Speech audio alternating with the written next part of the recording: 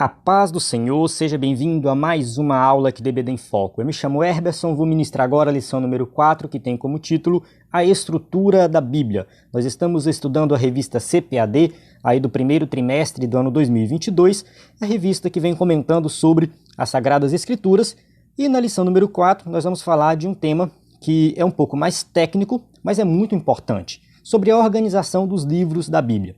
Além de falar da organização do Antigo e do Novo Testamento, vamos falar um pouco sobre a organização dos livros na Bíblia hebraica e vamos falar um pouco sobre o cânon, ou seja, como que se deu a formação da Bíblia, como que foi escolhido os livros da Bíblia.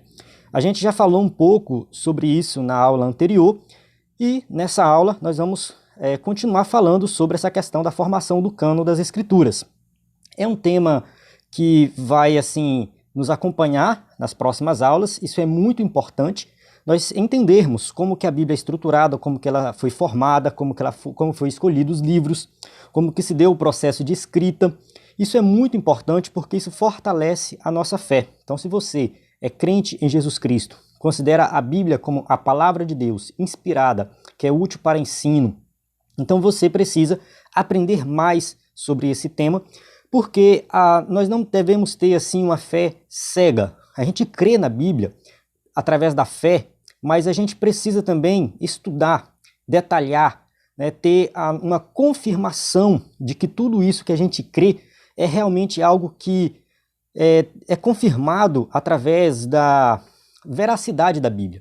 A gente falou na aula anterior sobre a inerrância da Bíblia. Isso é muito importante, a questão da inerrância, considerar que a Bíblia não tem nenhum erro histórico, nenhum erro científico, nenhum erro de cultura, nada disso. Isso fortalece a nossa fé.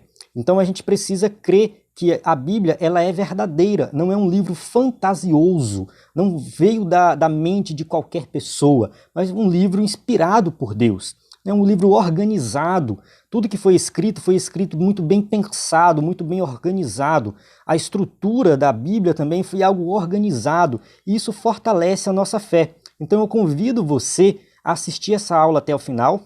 Essa aula aqui, ela é 100% baseada na revista. Nós vamos seguir aqui cada tópico e subtópico da revista. Se você usa a revista da CPAD para ministrar aula na EBD, você vai ter aqui uma aula completa. E se você quer aprender mais sobre a estrutura da Bíblia, quem sabe você não é professor da EBD, não usa a revista da CPAD, mas quer aprender, assista essa aula até o final e você vai ter aí uma compreensão da estrutura da Bíblia Sagrada. Vou só aqui reforçar o nosso conteúdo, que ele é muito mais completo no nosso site, ebdenfoco.com. Então, além do vídeo que você está vendo, tem aula em áudio, tem aula em PDF, e nós temos esse slide em PowerPoint, que é usado aqui na aula, que você pode adquirir no nosso site. Qualquer dúvida é só mandar mensagem no nosso WhatsApp, 94 98409 2869. Tá? A gente tira todas as dúvidas. Na descrição do vídeo tem também o nosso WhatsApp, tem o link, tá? Tem vários links para você acessar. Então acesse aí o site através dos links ou entre direto no navegador, você vai encontrar o nosso conteúdo completo aí para quem quer aprender mais da palavra de Deus. Vamos para o texto áureo, que diz assim: E disse-lhes, são estas as palavras que vos disse, estando ainda convosco. Convinha que se cumprisse tudo o que de mim estava escrito na lei de Moisés e nos profetas e nos salmos. Então esse texto áureo é tirado um trecho aí de Lucas, que o contexto é muito importante, mas nós vamos focar num ponto aqui, que Jesus, quando fala isso aqui, ele faz uma divisão, a lei de Moisés, os profetas e os salmos. Tem um outro momento que Jesus fala os escritos. Então aqui, muito provavelmente, Jesus está se referindo a todo o Antigo Testamento, muito provavelmente não, com certeza, a todo o Antigo Testamento.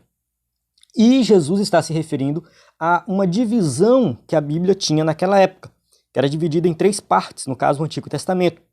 Tinha a primeira divisão, que era os livros da lei, depois no meio os profetas, depois os escritos. A gente vai ver durante a aula quais são os livros que estão dentro de cada uma dessas divisões aqui. Verdade prática. A Bíblia se divide em Antigo e Novo Testamentos, totalizando 66 livros divinamente inspirados. Toda ela é nossa única regra de fé e prática. Então, a gente crê que os 66 livros foram inspirados. Os 66 livros são úteis para a nossa vida espiritual. apresentam Cristo, apontam para Cristo, falam de Cristo. Então a gente crê que toda a Bíblia é inspirada. Isso aqui é muito importante. Então a gente vai falar do cânon das Escrituras durante a aula, e isso vai fortalecer esse nosso entendimento de que todos os livros são igualmente inspirados e nós devemos sim ler, né, cada um livro igualmente. Né? Eu acho que eu já falei isso em uma outra aula, né, que a gente pode até ter um livro preferido. Eu prefiro esse, ou eu prefiro o Antigo Testamento, eu prefiro o Novo Testamento, eu gosto mais disso ou daquilo. Só que, assim, em termos de inspiração, todos são igualmente inspirados, tá? E não tem problema nenhum você gostar de um ou de outro, mas todos são igualmente inspirados. A leitura bíblica em classe se encontra em Lucas 24, 44 a 49. Né? Essa leitura aqui, eu recomendo você fazer ela aí meditando. A gente avança aqui para ganhar tempo no vídeo. Vamos para a nossa introdução. A Bíblia Sagrada foi escrita majoritariamente em hebraico e grego, em um período aproximadamente de 1.600 anos, por cerca de 40 homens, e se estrutura em Antigo e Novo Testamentos. Seus livros são divinamente inspirados e formam um cânon bíblico. Isso aqui é um resumo do que é a Bíblia. Se alguém perguntar o que é a Bíblia, a Bíblia é esse livro aqui, que foi escrito durante esse período de tempo, nessas línguas, por esses autores, né, e se divide em duas partes, Antigo e Novo Testamento. Então, nessa lição, veremos como a Bíblia está organizada, a classificação de seus livros, a canonicidade e as particularidades dos testamentos. Então, o objetivo aqui é a gente aprender todos esses detalhes aqui. Como que está organizada a classificação, quais são os livros canônicos, como que se deu a formação do cânon das Escrituras e algumas particularidades. Antes de entrar aqui no conteúdo, é só um aviso aqui, né, que a gente já vai aqui para o tópico 1, que nós temos as aulas antecipadas dentro do site ebdenfoco.com. Tá? Então você vai lá no site EBD em Foco, clica em vídeo e clica em aula antecipada, ou você clica na descrição desse vídeo aqui, que você vai ver essas aulas antecipadas, que você pode assistir a aula 6, 7, 8, 9, 10, 11, 12, está tudo disponível lá. Então, né, só clicar no link na descrição desse vídeo que você já vai direto para essa página aqui. Tá? Vamos começar aqui o tópico 1. Como a Bíblia está organizada? 1.1. Definição do termo Bíblia. A palavra Bíblia tem origem tanto no vocábulo grego como no latim. No caso, o termo grego biblos significa livro e tem conotação de qualidade sagrada. Então, originalmente, a palavra biblos do grego já se referia a livro. Só que, assim, no começo da igreja, logo no primeiro século, no segundo século ali, os escritos sagrados já começaram a ser chamados de biblos, ou seja, né, o livro sagrado já começou a ser chamado de Bíblia logo no começo. Então, a palavra Bíblia, do latim, no caso, é um substantivo feminino singular, né, que igualmente expressa a ideia de livro. Então, essa palavra ela foi sendo transliterada de uma língua para outra, do grego para o latim. No livro do Norman Geisler, ele fala lá que do latim foi para o francês, do francês foi para o inglês. Então, é uma palavra que passou por várias transliterações, mas com o mesmo significado, que Bíblia, no caso, Bíblia é livro ou livros e tomou a conotação de livro sagrado. Por volta do ano 150 d.C., os cristãos passaram a usar o termo em grego, a Bíblia, ou os livros, para referir-se ao conjunto de livros inspirados por Deus. Então isso aqui é algo que a gente já tem, né, usar, né, a Bíblia, a palavra Bíblia, para se referir ao livro sagrado, né, a palavra de Deus, é algo bem antigo, não é recente. Tá? O dicionário bíblico Wycliffe explica que o singular Bíblia, em latim, revela uma unidade de um pensamento e uma pureza. Então a gente vê que a definição, essa palavra está muito bem definida e nos dias de hoje ela ganhou essa conotação de livro sagrado que forma uma unidade de um pensamento e uma pureza. É nesse sentido, e é o livro sagrado dos cristãos. Então essa palavra, o seu significado, né, deixou de ser simplesmente livros de forma geral e passou a significar, né, o livro sagrado dos cristãos. Por isso a coleção dos livros sagrados forma um único livro, a Bíblia Sagrada, né, chamada também por Paulo de as Santas Escrituras. No caso, a gente já tem os próprios autores do Novo Testamento se referindo aos livros sagrados, né, como Santas Escrituras. O cânon da Bíblia, 1.2. A expressão cânon procede do hebraico, cané, com o sentido de vara de medir. Uma das origens dessa palavra cânon no português, né, cané, vara de medir, e do grego, né, cânon, que significa régua, que também era usada para medir, como um padrão. Tá? Desse modo, na teologia, o vocábulo cânon é empregado como norma de avaliação para identificar os livros sagrados. No caso, essa palavra cânon, ela deixou de significar simplesmente vara de medir, como era usado no hebraico e no grego, e passou a ser usado num contexto mais subjetivo, para significar algo que serve como norma, e foi usado dentro do contexto cristão para identificar os livros sagrados. Em vista disso, o termo canônico passou a designar os 66 livros aceitos como divinamente inspirados, que são 39 no Antigo Testamento e 27 no Novo Testamento. Então, o cânon, quando a igreja se reuniu para escolher quais são os livros canônicos, ou seja, quais são os livros que servem como norma, como padrão para a nossa vida, eles usaram essa palavra canonizar. Vamos escolher quais são os livros canônicos, o cânon, que nós vamos usar, que significa o quê? Uma lista de livros inspirados pelo Espírito Santo que os cristãos vão usar.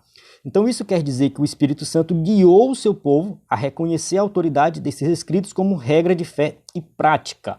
Então, não somente ali os pais da igreja, né, que foram usados pelo Espírito Santo, mas todos aqueles que pegam esses livros, leem esses livros, né, com humildade, né, reconhecendo que Deus é o seu autor, o Espírito Santo vai nos guiar nessa leitura e nós vamos ali entender que esse livro ele tem autoridade sobre nossa vida. Então, né, o próprio Espírito Santo vai nos convencer disso. Tá? Nesse sentido, o cânon bíblico está completo. Nada pode ser acrescentado ou retirado das escrituras canônicas. Isso é bem claro. A gente não tem mais autorização nenhuma para acrescentar algo ou retirar algo da Bíblia.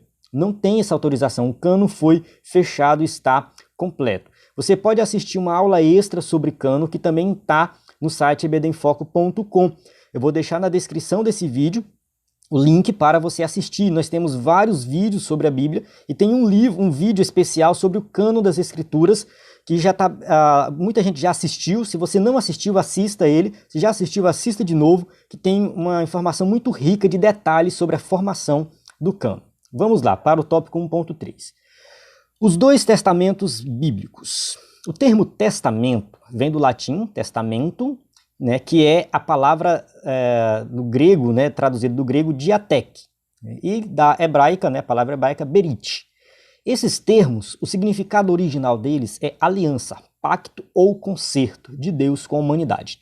Então, a questão da palavra traduzida como testamento é porque, assim, do grego, diatek, pode significar também testamento. Ela tem vários significados. Pode significar testamento, mas pode significar aliança.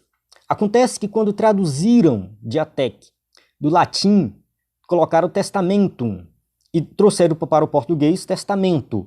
Só que na nossa língua, a palavra testamento, ela tem uma conotação um pouco diferente do que é uma aliança.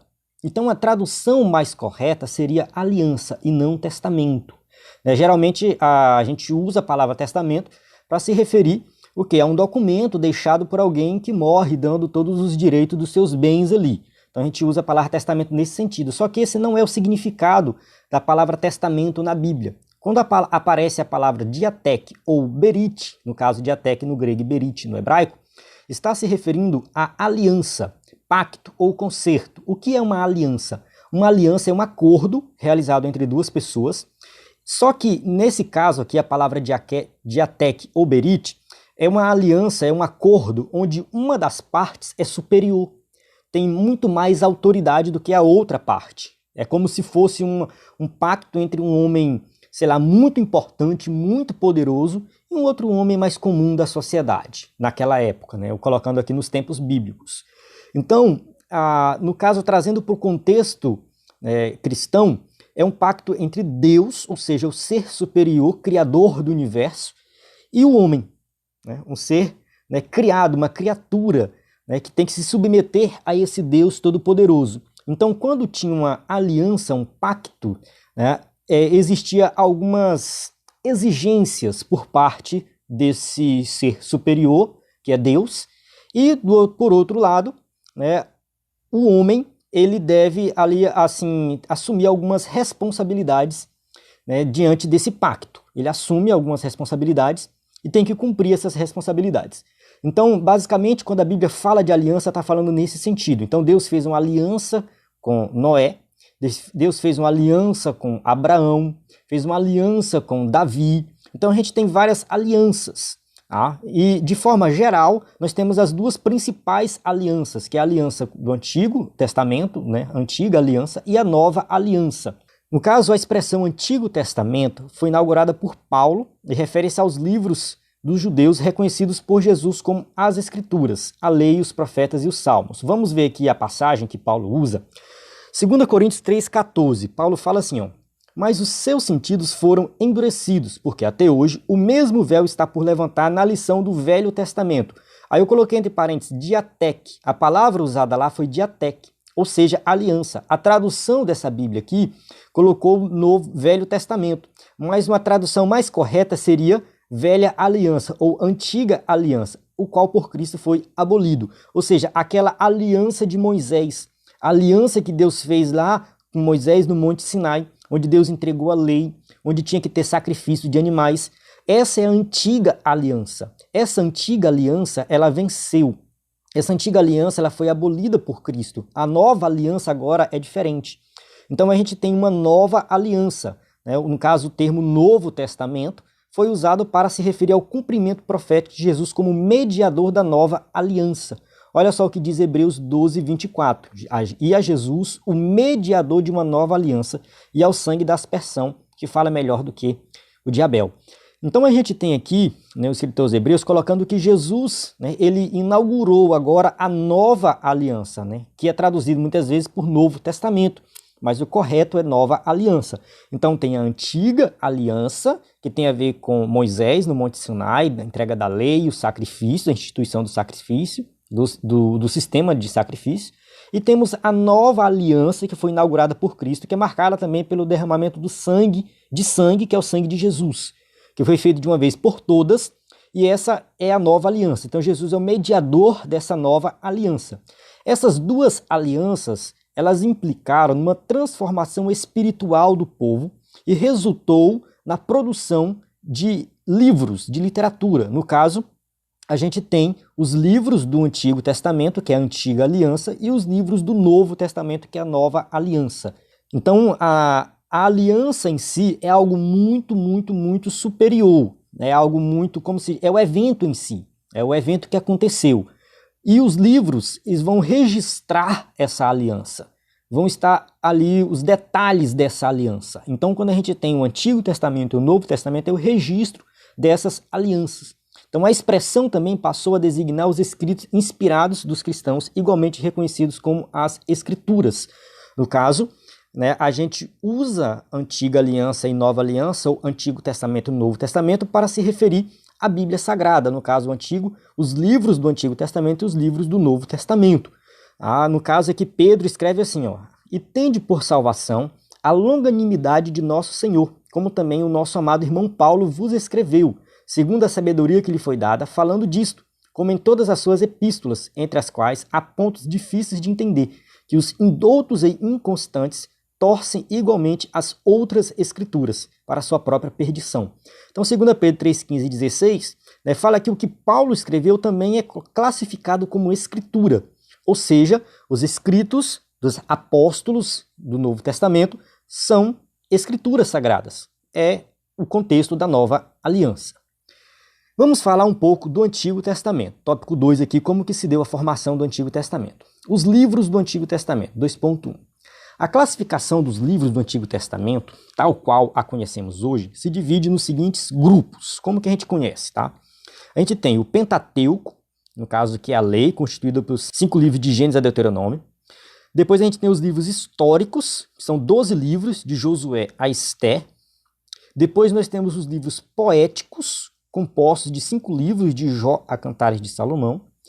E depois a gente tem os proféticos, que se dividem em profetas maiores, 5 livros, de Isaías a Daniel, e os profetas menores, com 12 livros, de Oséias a Malaquias. Então a gente tem aí essa classificação que está na nossa Bíblia. Não é difícil de decorar e de entender essa classificação. É muito, pode-se dizer assim, que é relativamente simples. O Pentateuco, ele segue uma linhagem até mesmo histórica, onde vai contando o que aconteceu algumas coisas ali. Gênesis, Êxodo, né, Levítico, Número e Deuteronômio. A gente tem ali a lei de Deus, como que se deu a formação, a entrega da lei e tudo mais, a formação do povo de Deus, mas tem história. Depois a gente entra nos históricos, que vai contar como que a história se desenvolveu no Antigo Testamento. Então a gente tem toda a história, desde a entrada do povo ali na Terra Prometida, até quando o povo vai para o exílio e retorna do exílio, né? E o livro de Esté conta uma história que se passa lá no exílio. Tá? Então encerra ali a história de Israel. E os livros poéticos, eles vão contar como que o povo se sentiu durante esse período. A poesia escrita, como que foi o sentimento do povo, a sabedoria daquela época. Então é bem interessante que os livros poéticos, eles foram desenvolvidos dentro do contexto dos livros históricos. E os proféticos também. Como que Deus falou com esse povo, como que Deus se comunicou com o povo através das profecias. Então a gente tem também os livros proféticos que acontecem dentro do contexto histórico. Então, né, os poéticos e os proféticos acontecem dentro, né, do contexto dos livros históricos. Isso é muito importante a gente compreender essa realidade. A divisão usada pelos judeus, ela é tripartida, é diferente da nossa divisão. Então, é a lei, que no caso são 5 livros de Moisés, está ali, Gênesis, Êxodo, Levítico, Número e Deuteronômio. Os profetas, e aí entra aqui os profetas anteriores e posteriores. No caso, ele coloca Josué, Juízes, Samuel e Reis como profetas, livros, né, de profetas anteriores. E profetas posteriores, Isaías, Jeremias, Ezequiel e os 12. Ou seja, são 12, os 12 profetas menores, que a gente divide em 12 livros, os judeus colocam como um livro só. Olha só, na divisão da Bíblia hebraica, não tem 1º e 2 Samuel, tem somente Samuel, é considerado um livro só. Não tem 1º e 2 Reis, é somente Reis, um livro só. Não tem 1º e 2 Crônicas, é somente Crônicas, um livro só. Olha só, dentro dos escritos que tem os poéticos, os 5 rolos e os livros históricos, a gente tem Esdras e Neemias, que é um livro só também para eles. Então, a quantidade de livros na Bíblia hebraica é menor, são 24 livros. Só que correspondem aos nossos 39 livros que nós temos no Antigo Testamento. É a mesma quantidade, é só a organização deles que é diferente. Tá? Eles organizam de uma forma diferente. Então, essa organização tripartida, ela existia na época de Jesus, né, e continuou depois. Alguns teólogos acreditam que antes de Cristo, uma época antes de Cristo, a divisão era dupla, era só uma divisão dupla. Tinha a lei e os profetas, somente isso. Então, depois que surgiu essa divisão tripartida, ou tripartite, como alguns costumam chamar. Então, mas isso não influencia em nada no entendimento dos livros. Assim, os mesmos livros que tem na Bíblia hebraica tem no nosso Antigo Testamento. São os mesmos, não tem problema nenhum. Apesar de a cultura judaica fazer uma categorização diferente, o conjunto do Antigo Testamento soma os mesmos 39 livros divinamente inspirados, tanto para os judeus como para os cristãos. Então, não tem diferença da Bíblia hebraica para o Antigo Testamento cristão. Tá? Tópico 2.2. Canonicidade do Antigo Testamento. Existem 3 fatores basilares na avaliação de um livro canônico, a saber, quais são esses 3 fatores? Primeiro, a inspiração divina, que atesta se o livro é inspirado pelo Espírito Santo. Ou seja, o livro, né, para ser considerado canônico, ele tinha que ser considerado que um livro inspirado. O próprio livro vai reconhecer sua inspiração, mas tem outros fatores que fortalecem essa questão da inspiração, que é o reconhecimento do povo de Deus, que atesta se o livro era aceito como autêntico por seus primeiros leitores. Quando o livro foi escrito, o povo de Deus na época leu esse livro como escritura sagrada, reconheceu esse livro como sendo um livro que era a palavra de Deus. Isso é muito importante. Tá? Isso foi um critério para depois o reconhecimento dos livros sagrados. O povo usou esse livro como um livro sagrado, e a preservação pelo povo de Deus, ou seja, o povo conservou esse livro, continuou usando e manteve ele como livro sagrado por muito tempo. Isso aqui foram os principais critérios. Um outro critério que não está aqui é a questão da autoridade profética. Quem escreveu o livro era um profeta, tinha autoridade profética, estava inserido no contexto religioso. Eu estou falando aqui dentro do Antigo Testamento, tá? Dentro do Antigo Testamento. E os livros que nós consideramos inspirados do Antigo Testamento foram livros que foram escritos por pessoas que tinham autoridade profética, foram livros que ensinaram a verdade sobre Deus, que o povo usou esse livro e reconheceu como sendo um livro divino, e o povo preservou esse livro. Então, por volta do ano 400 a.C., alguns anos após Malaquias, Malaquias profetizou em 430, então, alguns anos após Malaquias, os judeus no Antigo Testamento já tinham ali os 39 livros que são considerados inspirados, e já usavam esse livro nas suas leituras diárias, nos seus estudos, como sendo livros inspirados por Deus, os livros canônicos. Então, a canonização dos livros do Antigo Testamento aconteceu lá no Antigo Testamento mesmo. Tá? Isso é defendido não sei se é a maioria dos teólogos, mas uma boa parte dos teólogos, né, acreditam e defendem, e tem documentos que comprovam isso, que esses livros foram escolhidos como inspirados lá no Antigo Testamento mesmo, nos tempos antigos mesmo.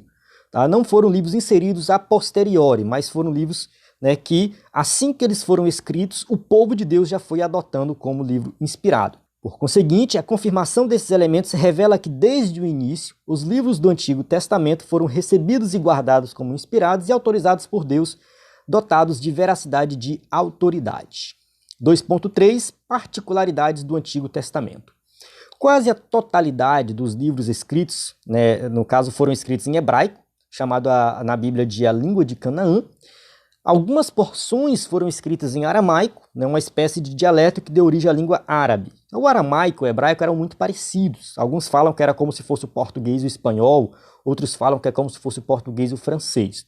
Aí eles eram parecidos, mas basicamente todo o Antigo Testamento foi escrito em hebraico e alguns trechos em aramaico, tá? Mas isso, no caso, foi a língua usada. Aqui na tela, se você estiver assistindo o vídeo, tem 3 línguas apresentadas. O hebraico, pelo menos à minha esquerda aqui, o hebraico, no meio o aramaico e no canto direito o grego. O grego é o Novo Testamento, tá? Isso aí é para o Novo Testamento. Então, o que a gente vai ter aqui no Antigo Testamento só o hebraico e o aramaico. Línguas que não existem mais, são línguas antigas. O hebraico moderno é diferente do hebraico antigo. E os estudiosos têm que se dedicar no estudo desse hebraico antigo para compreender alguns detalhes do Antigo Testamento. O último livro canônico foi o do profeta Malaquias, que concluiu antes do ano 430, e desde então nada mais pode ser acrescido ao cânon do Antigo Testamento.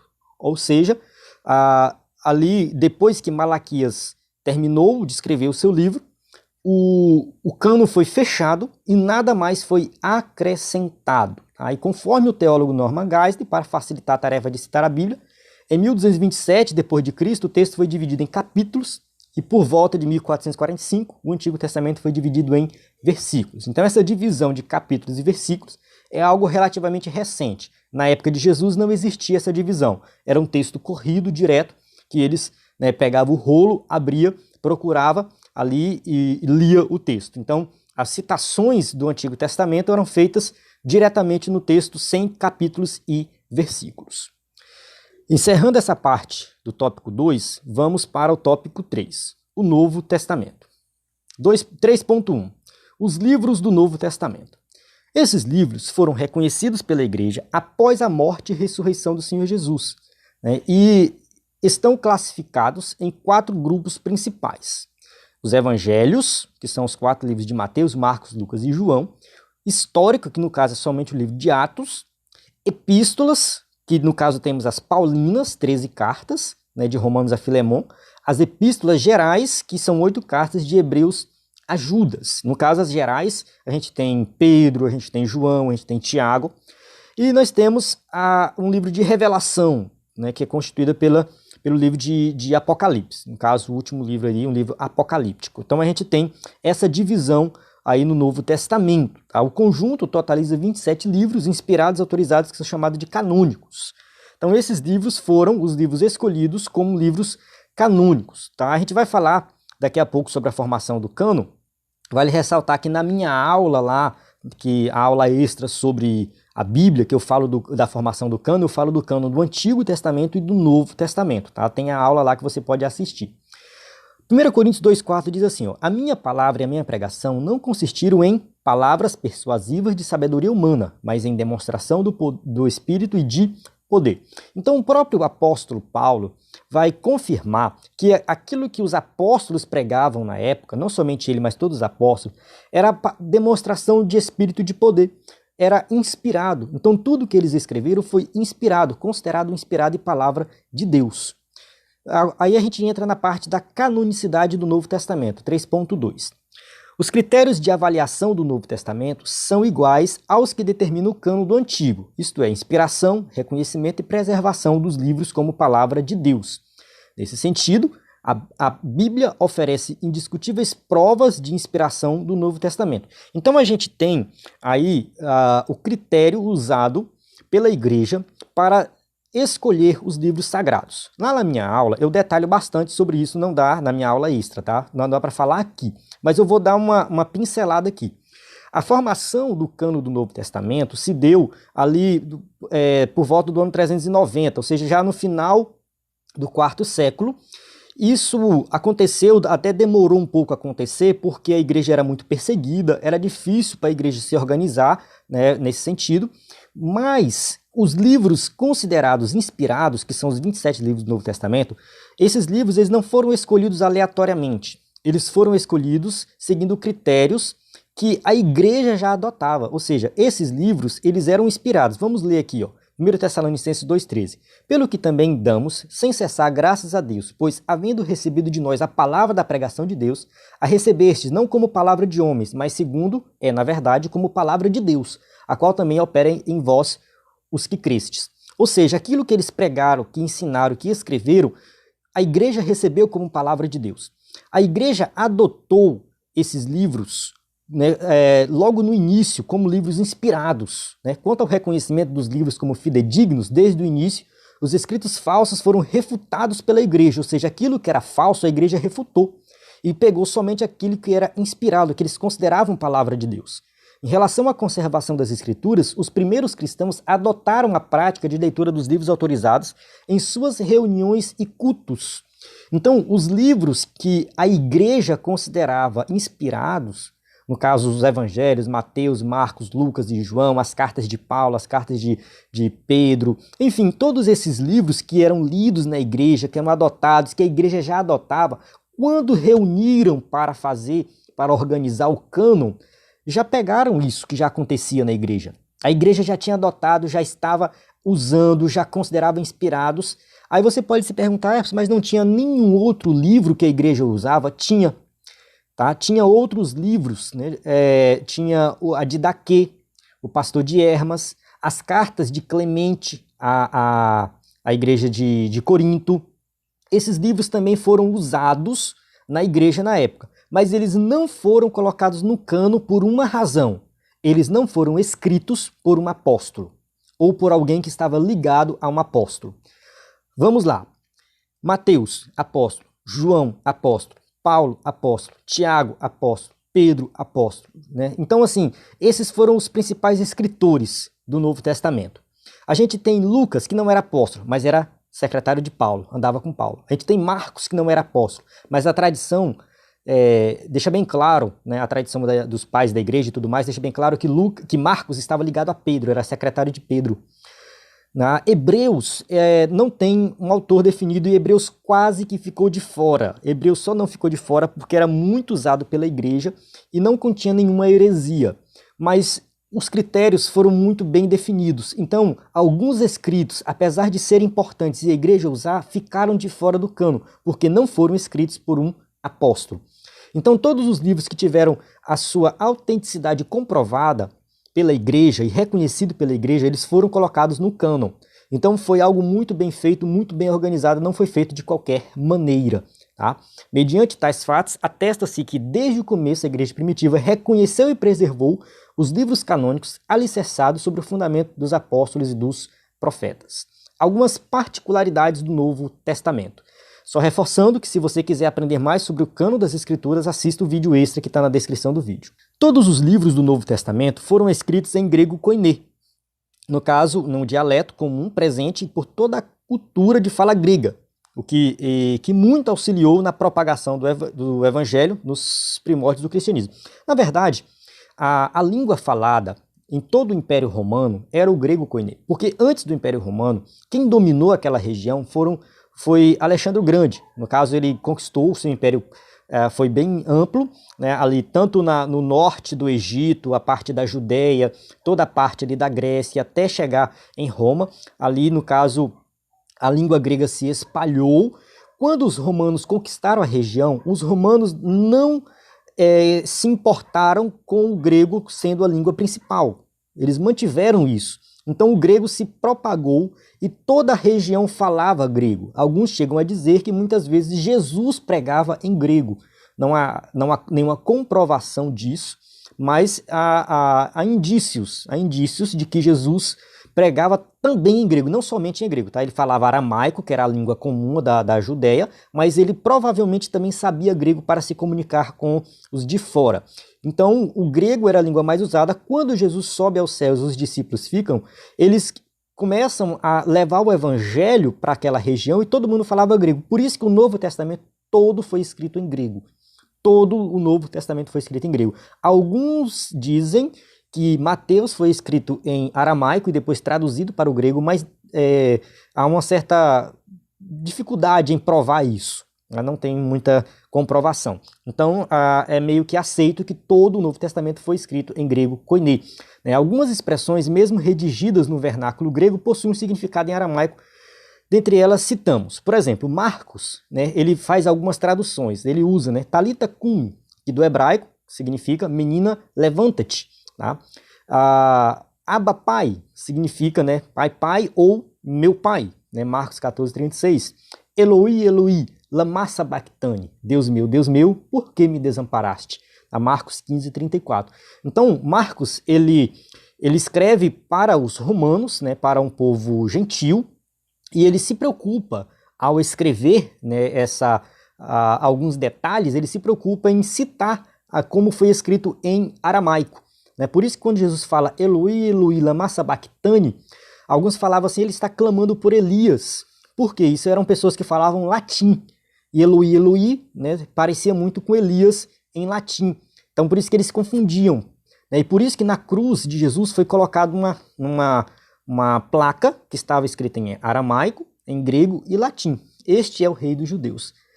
Então, ali para que todos pudessem ler. Então era as línguas faladas na época. Como em Roma a língua principal era o latim, a língua oficial do império era o latim, acabava que eles, os soldados romanos que trabalhavam na Judéia tinham que falar latim também. Eles falavam latim como língua original, falavam um pouco de aramaico para se comunicar com o povo ali e falava grego também, que era a língua comum. Então era muito comum as pessoas falarem esses três idiomas. Tá? Então a gente tem essas características do Novo Testamento. O conjunto dos livros canônicos foi escrito antes do término do século I. Tá? No caso, o último livro foi o livro de Apocalipse, que foi escrito por volta do ano 96 d.C., e desde o encerramento do cânon, somente esses livros são considerados inspirados. E por fim, em torno de 1555 d.C., o Novo Testamento também foi dividido em versículos. Então a gente tem aí essas características do Novo Testamento. Os 27 livros eles foram escritos no primeiro século, ou seja, do ano 1 ao ano 96. Mais precisamente, a gente pode dizer que o primeiro escrito do Novo Testamento foi provavelmente a carta de Paulo aos Tessalonicenses por volta do ano 53, se eu não me engano. Então, as cartas de Paulo, depois os evangelhos, enfim. Então, foi nesse período que os livros foram escritos e a partir daí, qualquer livro escrito que queria ter autoridade de canônico não foi reconhecido. Por isso que muitos livros, até mesmo livros que levam o nome dos apóstolos, ficaram de fora porque não tiveram a autenticidade comprovada. A gente tem Apocalipse de Pedro, Atos de Paulo, mas esses livros, eles não comprovou que foi Pedro que escreveu, que foi Paulo que escreveu, foram livros escritos depois do ano 96, depois do século II aí, do século II em diante. Então foram livros que ficaram de fora porque não foram comprovados que foram os apóstolos que escreveram. Então, o que a gente tem, de fato, foram os livros inspirados, e isso foi reconhecido pela igreja, pela tradição da igreja, e até hoje nós temos esses livros, e eles são úteis para ensino, para edificação, e nós conhecemos mais sobre Cristo com esses livros. Chegamos na conclusão que diz assim: o conjunto dos 66 livros forma um único livro, a Bíblia Sagrada. Esses livros constituem o cânon bíblico do Antigo e do Novo Testamento. Os critérios para a avaliação da canonicidade são a inspiração, o reconhecimento e a preservação dos livros como palavra de Deus. Eu quero só fazer uma observação que eu acrescentei na minha aula, e vou acrescentar aqui na conclusão, que outro critério é a questão da autoridade apostólica ou profética. No caso do Antigo Testamento, a autoridade profética, no Novo Testamento, a autoridade apostólica. Isso foi levado em consideração também. A comprovação desses critérios revela que as Escrituras foram aceitas e preservadas como livros autorizados por Deus. Então, o que a gente tem que ter em mente é que os livros inspirados que nós temos na nossa Bíblia, eles não foram escolhidos ao acaso. Foi algo muito bem organizado, muito bem estruturado, e os critérios usados foram critérios verdadeiros, que comprovaram a autenticidade dos livros, e o povo de Deus usou esses livros como inspirados lá no começo da igreja, e hoje nós usamos também. Então, nós não estamos usando os livros errados, mas os livros certos, que é a palavra de Deus. Amém? Então, chego aqui no final da aula, né? Então, você que está aí, vai usar o slide, nós temos aqui as perguntas, né, para, no caso, você usar e passar para os seus alunos. Lembrando que no site do EBD em Foco você tem um conteúdo completo para ministrar uma aula de excelência. Isso é muito importante, tá? Essa questão de que dentro do site você vai além desse vídeo, principalmente a questão do slide, né? Então, assim, o slide em PowerPoint, aula em PDF, áudio, cursos, tá? Então, acesse aí o site ebdenfoco.com, tenho certeza que vai ser uma bênção para a sua vida. A paz do Senhor, até a próxima aula.